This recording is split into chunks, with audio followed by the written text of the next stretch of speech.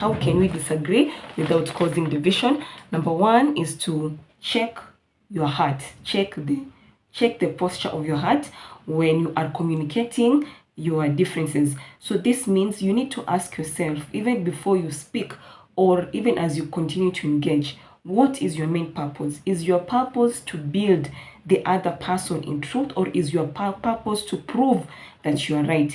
If your purpose is to prove that you are right, then you have no business holding that disagreement or being found. You don't need to share your opinion, because remember, when you are trying, especially when it comes to matters of faith, you being right does not help the next person.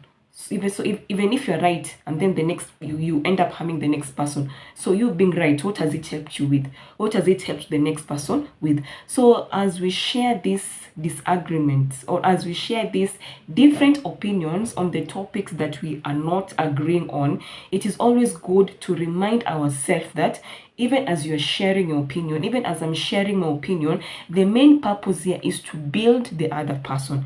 If you believe the other person is on the wrong, if you believe whatever they are believing is misleading them, is leading them to distraction, your main purpose is not to beat your chest and say, I was right. Your main purpose should not to make the other person feel less than, to feel, like, what is wrong with you? Like, you don't even know this and you are born again. No, that should not be your purpose. Your purpose should be to communicate truth to the other person. So check your heart posture, even as you're communicating, even as you're sharing. What is your main purpose? Are you just doing it so that you can prove that you're right, or are you doing it to build this other person? Because if your purpose is to build the other person, you will approach that sharing of the different opinions very differently. You will be very patient with this person, even as you're explaining your facts and your opinions. You will do it in such a way that it does not look condescending. It does not look as if you're judging the other person.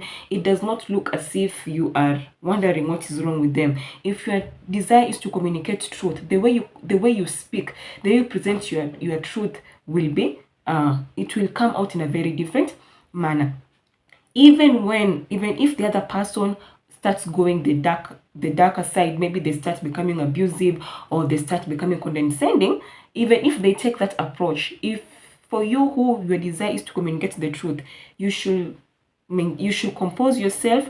You should even take the lower road, and even if they go high, you stay calm and still communicate your truth in such a calm manner, in such a loving manner, such that at the end of it all, that person will come out of there with information. So even as we are sharing our different opinions, let us remember, we are not out here to prove that our point is the truth. We are not out here to prove that we are right and they are wrong. We just want to communicate the truth. We want the other person to see they could be wrong. And even in the midst of all that, also strive to listen to them. Even if you think you are wrong, listen to them and hear where they are coming from. So listen to them. Don't just listen so that you can respond. Listen, get to see their thought process, get to see where are they coming from. And then once you've understood even where they're coming from, you can even communicate your truth in a better manner. So this is like the best thing. Check your heart as you are engaging in this sharing of different opinions.